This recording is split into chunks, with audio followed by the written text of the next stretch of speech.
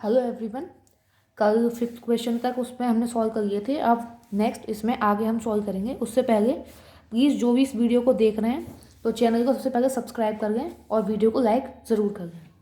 तो अब इसमें देखिए दो कंपाउंड दिए हुए हैं। सबसे पहले क्वेश्चन पढ़ते हैं। The type of isomerism in coordination compounds. दो कोऑर्डिनेशन कंपाउंड दिए हुए हैं, इनमें कौन सी टाइप का आइसोमेरिज्म है।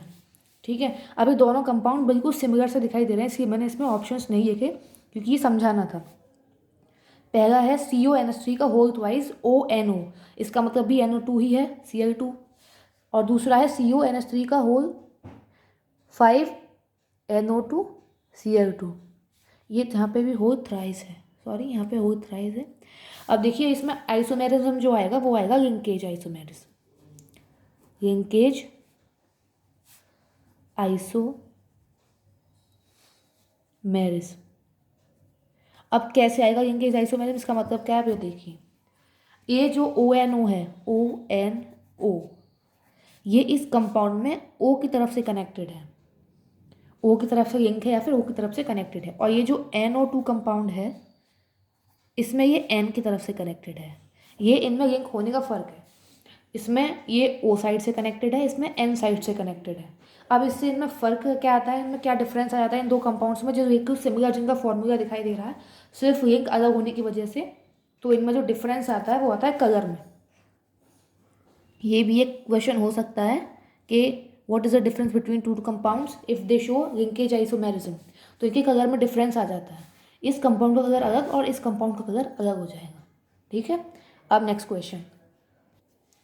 अब इसमें नेक्स्ट क्वेश्चन में है the example of coordination isomerism. Coordination isomerism, तो इसमें अब 4 ऑप्शन दिए हैं, हमें कोऑर्डिनेशन आइसोमेरिज्म वाला आइडेंटिफाई करना है। तो यहाँ पे पहला एग्जाम्पल है CONH3 का होल 6, CrCN का होल 6 एंड CrNH3 का होल 6, COCN का होल 6। ठीक है, अगला दिया हुआ है हमें CONH3 का होल 5 BrSO4 एंड CONH3 का होल 5 SO4 Br। ठीक है, अब ये नेक्स्ट दिया है CONH3 का होल 5 SO4 एंड यहाँ पर दिया है CONH3 का होल 5 SO4 NO3।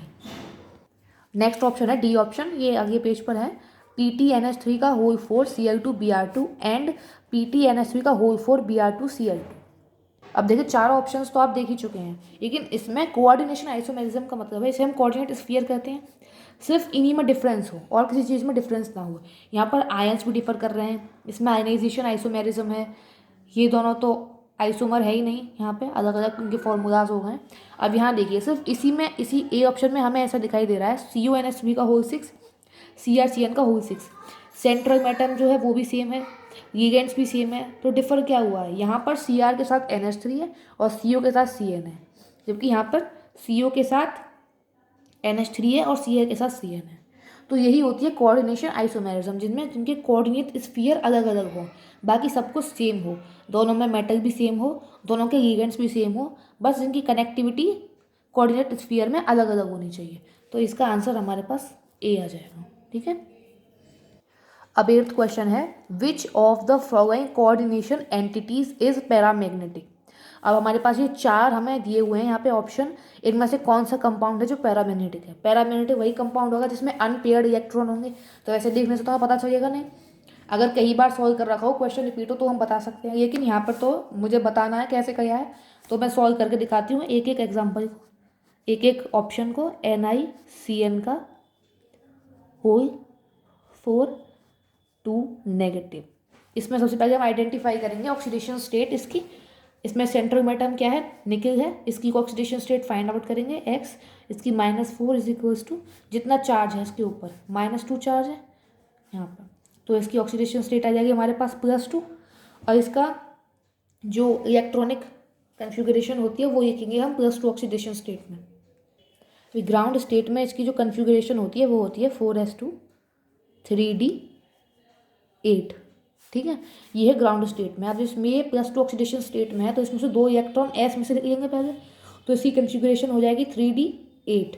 ठीक है, अब हम d ऑर्बिटल को बनाएं 3d को, तो इसमें 5 होते हैं, 1 2 3 4 5 हो गए। अब इसमें एक एक इलेक्ट्रॉन डाल देते हैं, 1 2 3 4 5 6 7 और 8। ठीक है, अब वो ये कहेंगे कि 2 इलेक्ट्रॉन बच रहे हैं हमारे पास अनपेयर्ड, तो नहीं, आगे हमारे पास रिएजेंट्स हमें 4 इलेक्ट्रॉन प्रोवाइड कराएंगे। ठीक है, तो ये 4s बना लिया हमने, यहाँ पे 4p। अब जिन्होंने ये चैप्टर पढ़ रखा है उनको तो ये ठीक से समझ में आ रहा होगा, और बाकी को इतना समझ में नहीं आ रहा होगा। अब देखिए, ये एक स्ट्रॉन्ग लिगेंड है, साइनाइड जो है स्ट्रॉन्ग लिगेंड है, और ये कितना प्रोवाइड कर रहा है हमें 4 इलेक्ट्रॉन। तो ये क्या करेगा, फोर्सफुल पेयरिंग करा देगा, मतलब ये जो यहाँ पे अनपेयर्ड इलेक्ट्रॉन है ये पेयर्ड हो जाएंगे, ये इलेक्ट्रॉन यहाँ आ जाएगा। अब ये पेयर हो गया दोनों इलेक्ट्रॉन। अब इसके 4 इलेक्ट्रॉन कैसे आ जाएंगे, 1 2 3 और 4।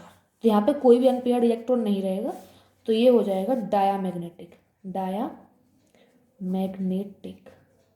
ठीक है, अब दूसरा देखते हैं यहाँ पे, NiCl का होल 4 2 नेगेटिव, Ni, ये आपको Nu ना लगे, Ni। ठीक है, अब निकल की ग्राउंड स्टेट कॉन्फ़िगरेशन तो 4s2 3d8 है। ठीक है, ग्राउंड स्टेट कॉन्फ़िगरेशन लिख दी हमने यहाँ पर। अब इसकी ऑक्सीडेशन स्टेट निकालते हैं, यहाँ x-4 = -k2। ऑक्सीडेशन स्टेट हमारे पास सेम निकल के आ गई है, तो इसकी कॉन्फ़िगरेशन क्या आ जाएगी, 4s0 3d8। ठीक है, अब फिर से हम वही 3d ऑर्बिटल बना देंगे इसके, ऐसे ही इसमें इलेक्ट्रॉन फिलिंग कर देंगे बिल्कुल, 5 6 7 और 8। यहाँ पे 2 पेयर अनपेयर्ड इलेक्ट्रॉन है। और देखिए वहाँ पे जो साइनाइड था, यही तो जिन्होंने चैप्टर पढ़ रखा होगा उन्हीं को ज़्यादा से अच्छे से पता होगा, ये एक स्ट्रॉन्ग लिगेंड है और ये वीक लिगेंड है, ये पेयर नहीं करवा सकता इलेक्ट्रॉन्स को। जो आगे ये जो 4 इलेक्ट्रॉन प्रोवाइड करा रहा होगा Cl, वो आगे इस तरह से जाएंगे, 1 2 3 और 4। तो देखिए यहाँ पे 2 इलेक्ट्रॉन जो है अनपेयर्ड हमारे पास बच गए 3d ऑर्बिटल में, और ये हो गया पैरामैग्नेटिक, पैरामैग्नेटिक। ठीक है, तो इसमें हमारा आंसर आ जाएगा बी। अगर ये नहीं मिलता तो हम इसे भी चेक करते हैं और इसे भी चेक करते हैं। ठीक है, अब ये दोनों तो इसके हिसाब से डायमैग्नेटिक हो गए। देखिए, आप देख लीजिए यहाँ पे बी आंसर हो गया इसके हिसाब से, NiCl का होल 4 2 नेगेटिव, और ये सी और डी हो गए हमारे डायमैग्नेटिक हैं ये वैसे भी, और वैसे हमें अब यहाँ पर ही आंसर मिल गया। तो ठीक है, ए हमारा डायमैग्नेटिक है, ये दोनों डायमैग्नेटिक है, ये paramagnetic. Next question, 9th question, the type of isomerism in coordination compounds CuNH3 का होल 4 PtCl का होल 4 PtNH3 का होल 4 एंड CuCl4। अब ये जस्ट ऐसा ही सवाल किया था हमने इस सवाल से पहले। इसमें कौन सी आइसोमेरिज्म शो होगी, कोऑर्डिनेशन, कोऑर्डिनेशन आइसोमेरिज्म। ठीक है, क्योंकि इसमें सिर्फ कुछ डिफर नहीं है। देखिए दोनों में मेटल सेम है, कॉपर और प्लेटिनम। इसमें भी कौन सी है, प्लेटिनम और कॉपर। लिगेंड सेम है NH3Cl, और यहाँ पे भी NH3 और Cl, और कंपोजिशन भी बिल्कुल सेम है 4 4 4 4। तो यहाँ पे कोऑर्डिनेशन आइसोमेरिज्म आ गई। अब देखिए लास्ट क्वेश्चन 10th अब इस वीडियो का, the IUPAC name of the HgCuNCS का होल 4। अब इसमें देखिए सबसे पहले मैंने ऐसा ही आईयूपैक नेम का क्वेश्चन पिछले हमारी वीडियो में भी था। तो इसमें क्या है, सबसे पहले ये सेंट्रल मेटल एटम है हमारे पास कोबाल्ट। मर्क्यूरी की ऑक्सीडेशन स्टेट क्या होगी, +2 +X, और NCS थायोसाइनेटो ये एक लिगेंड है, इसकी होती है -1, और ये 4 है तो हो गई 4 -4 = 0। तो इसकी आ जाएगी हमारे पास +2 ऑक्सीडेशन स्टेट। अब सबसे पहले कोऑर्डिनेटिंग स्फीयर से पहले भी यहाँ पे एक मेटल है तो उसका नाम लिखेंगे मर्क्यूरी। ठीक है, अब लिगेंड सीखेंगे टेट्रा थायोसाइनेटो, गैप इसमें देते नहीं है। ठीक है, थायोसाइनेटो। अब ये एनायन में आ रहा है कोऑर्डिनेटिंग स्फीयर, तो कोबाल्ट, कोबाल्ट की बात में इसमें क्या लगा देंगे, कोबाल्टेट, कोबाल्टेट, और पीछे रोमन में इसकी ऑक्सीडेशन स्टेट लिख देंगे। ठीक है, जो भी वीडियो देख रहे हो प्लीज़ चैनल को सब्सक्राइब करके ज़रूर जाएं।